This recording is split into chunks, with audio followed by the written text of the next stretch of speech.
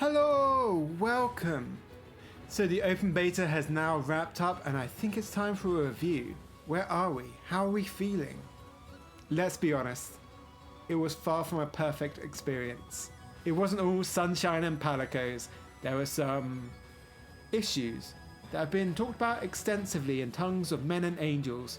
And I mean, the angels, they were pretty miffed. They were only getting like 30 frames per second on like pretty decent hardware. I mean, so we'll get round to the obvious stuff last, but let's just take this a step at a time in the way that the demo was presented to us, shall we?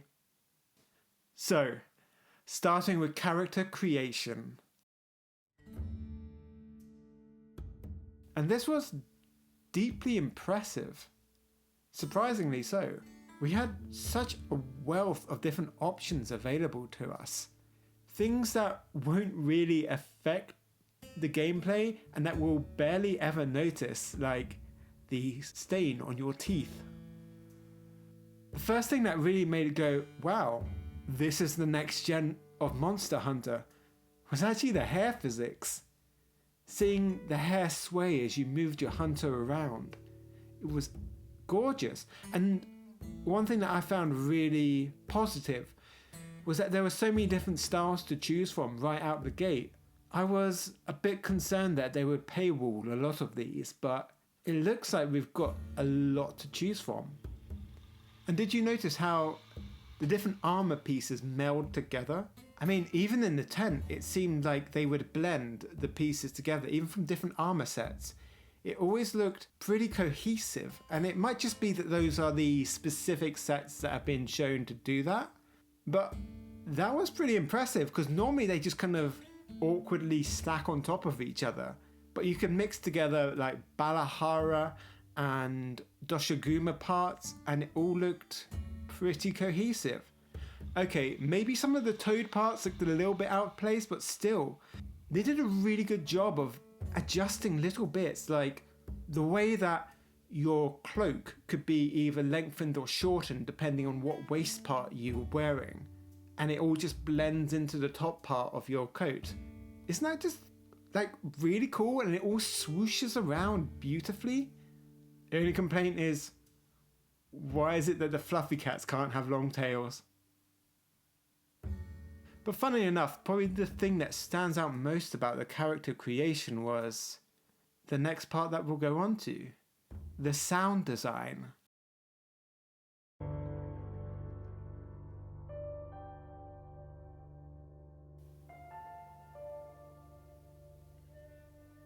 This track has been stuck in my head so much. Mournful. Ancient? Kind of like you're standing on the edge of an apocalypse. The sound design and the music in this whole experience was absolute top tier. Breathtaking. And it's mostly expressed in those moments of quiet. The theme when you're in your tent and you have these guitars, these acoustic guitars playing, or the character creation, those quiet moments. Now, in the Windswept Plains, the generic battle theme didn't really particularly inspire me, but one thing that did massively stand out was the Ray Dower theme.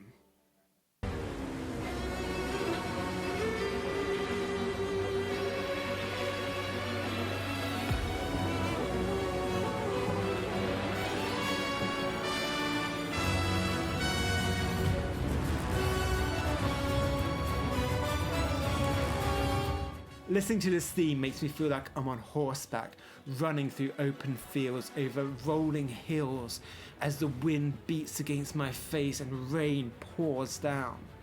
It's the perfect representation of a storm incarnate like Ray Dower. I love the use of harps and flutes to really bring across the main melody, the main hook of the piece. And then we get into more ambient sounds. I was stunned when I heard the inclemency come in and the alien noises that surround you.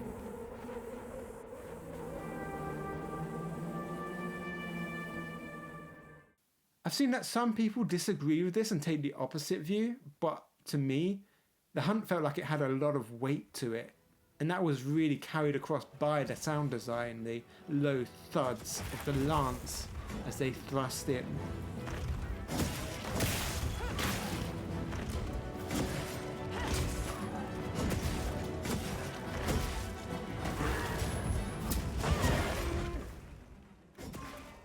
One thing I will say was quite distracting was the sound design of the thunder.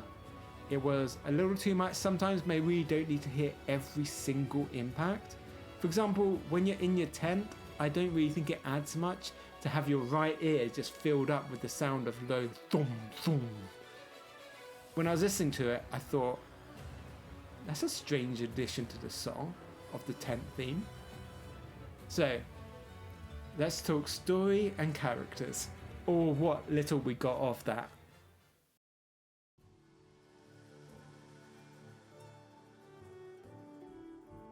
Your hunter talks now. Yes, sir. The Forbidden Lands? And that's not as hard to get used to as you might think. It's not incessant, but there were times when I would hear a voice during combat, or when you're moving around, or when you go anywhere near a campsite, and you hear that voice and you think, who's that talking to me? Oh, it's surrogate me. It's the hunter. No, that was a bit odd, and I don't think the hunter needs to say something every time you go somewhere near a potential campsite. It's a little bit annoying at times. Oh, and I turned off the Palico voice very quickly. With the NPC characters, we didn't see a huge ton of them, but they did convey heart and humanity very well. I remember when I was exploring around and I was in that stage where I thought, how do I just play the single player? And I was running around and I looked behind me and I thought, oh, someone's following me. No, I just want to play it alone. And I realized it was Alma. And I love that attention to detail that she follows you. It makes sense that she's able to give you instruction because she's looking at what you're doing. It was always a bit weird in past Monster Hunter games when the NPCs, like the handler, would give you instruction and they were nowhere to be seen. As for the rest of the cast, we didn't really get to see much of them, but there were no real red flags so far, so that's good. Maybe Alma speaks a little too much, like, you can carve from small monsters as well. You can carve from small monsters as well. Yeah, okay, I get the point. Okay. Gemma seems strong and positive and also nurturing. And that scene where the little girl is crying because she's scared for her brother, I really felt the emotion in that. So I'm looking forward to what the cutscenes might be in the real game. Look, I'm not holding out that this is going to be some next generational story. But if they can convey emotion in at least a decent way, then I'm looking forward to it. And then we get into our first location, our first map, our first environment, the Windward Plains. And am I going crazy here? Is this not just a really bizarre choice for a first locale? Don't get me wrong, there are some moments of splendor here, like when you're in the Plenty and you're down by the river and all the yellow grass kind of shimmers as long as you're on fidelity mode, not on performance mode. And of course, during the inclemency, the whole world glows blue and it's dramatic and you see this massive storm cloud coming towards you. But then there's this awkward bit in between called the fallow, where everything, and I mean absolutely everything, including the monsters, gets coated in sand, and it's beige, beige, beige. Now don't get me wrong, beige is a fine choice for fashion. Every now and then you just need a muted colour that doesn't draw any attention and lets other colours pop. But that's where this is a really weird choice for a first map. Because everything is beige, and so everything is muted, and everything is just not vibrant. I mean, come on. This is the start of a next generation of Monster Hunter. This is bringing players in and going, look at this new thing that we've created, this next level of our artwork. And there's no vibrance. I don't understand. This feels like more of a second or third map. Surely you'd want more color. And there are times when the little bits of color that are there do shine through. Normally it's a kind of light blue, so the bit that has me stunned, of course, and I'm sure many of you, was when I chased Ray Dow back to his nest and it was nighttime, and seeing that whole area glisten, my jaw to the floor. So this was something I noticed with the Rotten Vale, which is very brown. Having an area that's... I'll put the materials I gathered in your item box. Oh, shut up. I mean, I was going to say it anyway, but having an area that's a different colour is such a big deal. Look at this.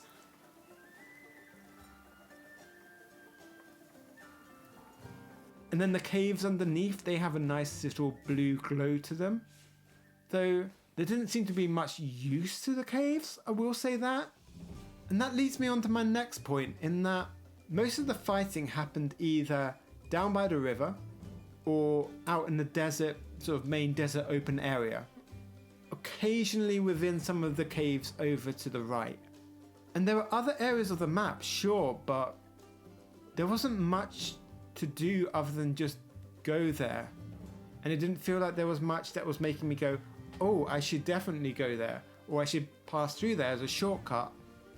The Coral Highlands had a bunch of these areas, didn't it? It had a whole backbone to it where you never really fought any monsters there. It was just there to discover and look through, and that's great. But the difference there was that made a huge contrast to the Highlands themselves. I remember it feeling like as you go through those back areas, you'd see the Rotten Vale start to take shape. But yeah, less of that here. Maybe it will come out more in the main game. I hope so. And also, did anybody else climb the spire near Ray Dow's nest? I did. I got up there and I was expecting this amazing view, and then I couldn't really see it because there were still rocks in the way blocking the view. I don't know. I don't really know what the point of that area was. It felt like they could have done more with that. So we essentially have our three different weather effects. We have the plenty, the fallow, and the inclemency. But I wish that they affected the hunt a little bit more. I mean, other than causing Ray Dow to appear and maybe getting hit by lightning, there wasn't a lot more to the inclemency. Oh, and did you manage to go swimming at one stage? That was a bit of a fun surprise. It was a fun little moment. One area of concern that I do have about the main game, we've got the windswept plains, which are all very beige. We've got the oil well basin, which is very dark, rocky, earthy colours. There will be a lot of fire, obviously, with that one. And then we've got the flooded forest. That does seem to have some little areas of big bursting colour, but it's still quite natural in its look. And I'm a little bit concerned that we don't have much difference in colour palette so far. I'm anticipating that we'll get a icy region and then one other.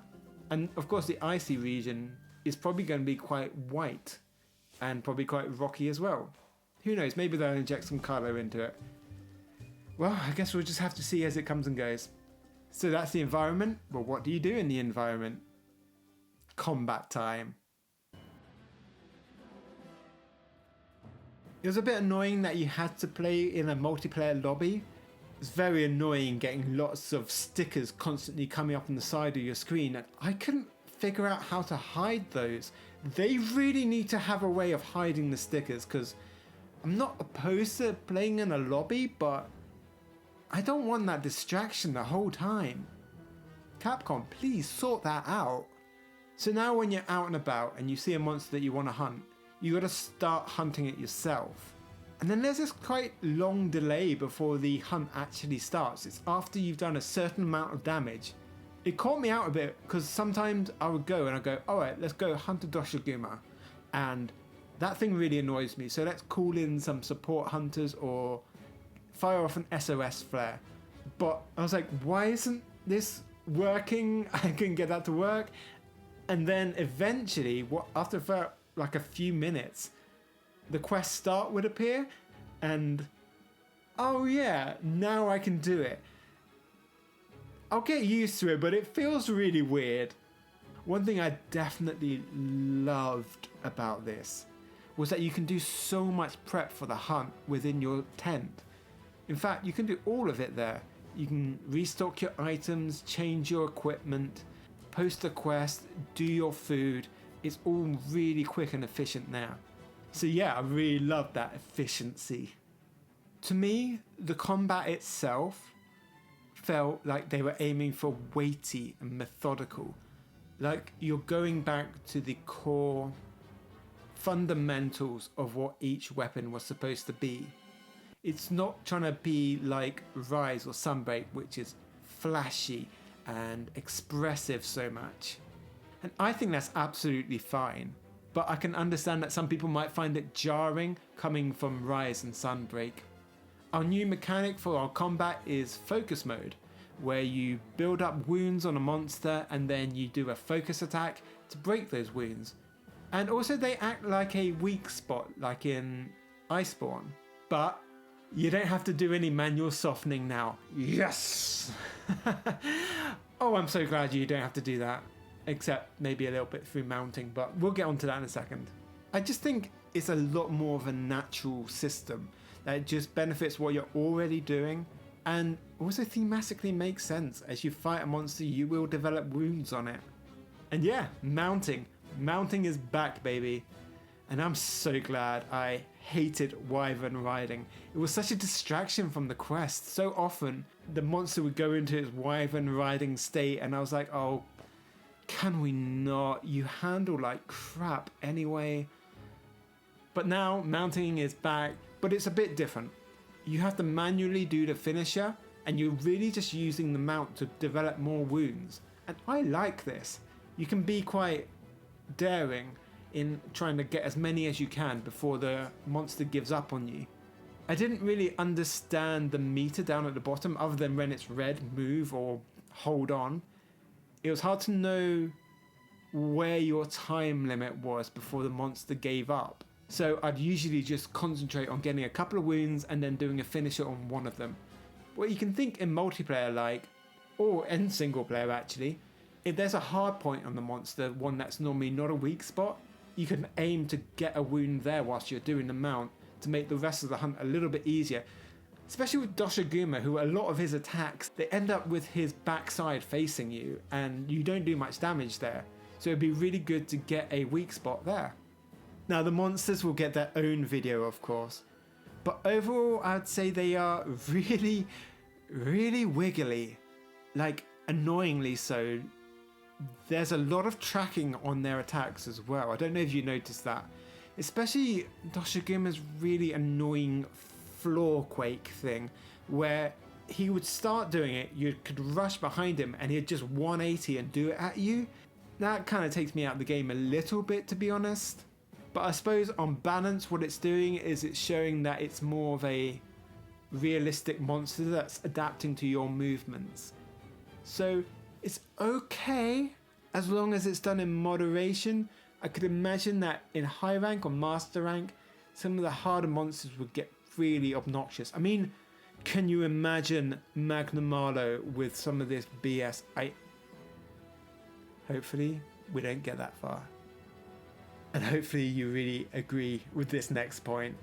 Oh my goodness, the monsters run away far too much. It is absurd. You can barely get going in a fight sometimes before they just move. And it's not like they even move far sometimes. Sometimes they just move about 100 meters over to the north. That is something that I think really does need to change between now and the release of the game. It was really unfun just constantly chasing after them. I know that is a part of Monster Hunter, but it's not normally this much. And of course, weapon switching.